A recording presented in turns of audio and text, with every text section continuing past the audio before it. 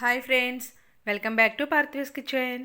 పాలకూర కర్రీ ఎలా ప్రిపేర్ చేసుకోవాలో ఈరోజు వీడియోలో మనం చూద్దాం. ముందుగా ఒక ప్యాన్ స్టవ్ మీద పెట్టుకుని 3 టేబుల్ స్పూన్స్ నెయ్యిని వేసుకోవాలి. నెయ్యి హీట్ అయిన తర్వాత 1/2 టీ స్పూన్ ఆవాలు, 1/2 టీ స్పూన్ జీలకర్రని వేసుకోవాలి. అలాగే 5-6 వెల్లుల్లి రెబ్బలు కచ్చాపచ్చాగా దంచి వేసుకోవాలి. 1 టేబుల్ స్పూన్ మినపప్పు వేసుకోవాలి.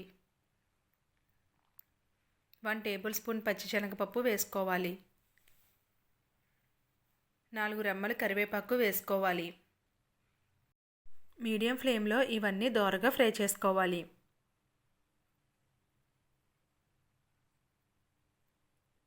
తాలింపు ఈ విధంగా ఫ్రై అయిన తర్వాత 1 పెద్ద సైజు ఉల్లిపాయ చిన్న చిన్న ముక్కలుగా కట్ చేసుకుని వేసుకోవాలి. అలాగే 3 పచ్చిమిర్చి సగం కట్ చేసి వేసుకోవాలి. ఇప్పుడు మొత్తం అంతా ఒకసారి కలుపుకొని ఉల్లిపాయ ముక్కలు సాఫ్ట్గా అయ్యేంత వరకు మంచిగా ఫ్రై చేసుకోవాలి.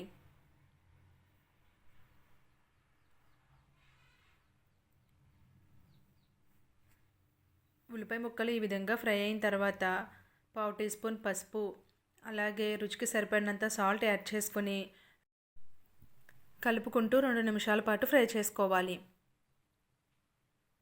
ఈ విధంగా ఫ్రై అయిన తర్వాత సన్నగా చాప్ చేసిన పాలకూరని యాడ్ చేసుకోవాలి. పాలకూర నేను ఇక్కడ 2 కట్టలు తీసుకున్నాను. ఇవి బాగా సన్నగా చాప్ చేసుకుని పెట్టుకోవాలి. ఇప్పుడు వీటిని తాలింపులోకి వేసుకోవాలి.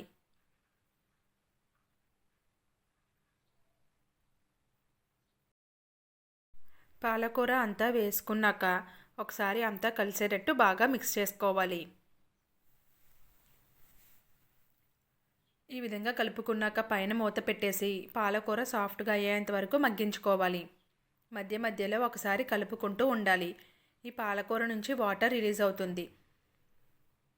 ఇది మరలా దగ్గరికి వచ్చేంత వరకు ఫ్రై చేసుకోవాలి.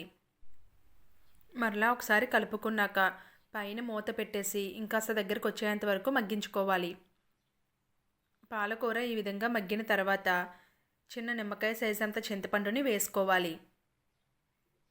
అలాగే తగినంత కారం వేసుకోవాలి.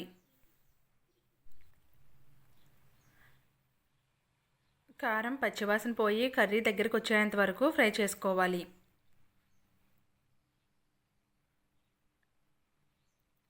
పాలకూర కర్రీ ఈ విధంగా దగ్గరికి వచ్చిన తర్వాత స్టవ్ ఆఫ్ చేసుకుని సర్వ్ చేసుకోవాలి. ఎంతో టేస్టీగా ఉండే పాలకూర కర్రీ రెడీ అయిపోయింది. Thank you for watching. మీకు ఈ వీడియో కనుక నచ్చినట్లయితే లైక్ చేయండి, షేర్ చేయండి, అలాగే కామెంట్ చేయండి. మరెన్నో కొత్త రెసిపీస్ కోసం మా ఛానల్ని సబ్స్క్రైబ్ చేసుకోండి friends. Thank you for watching.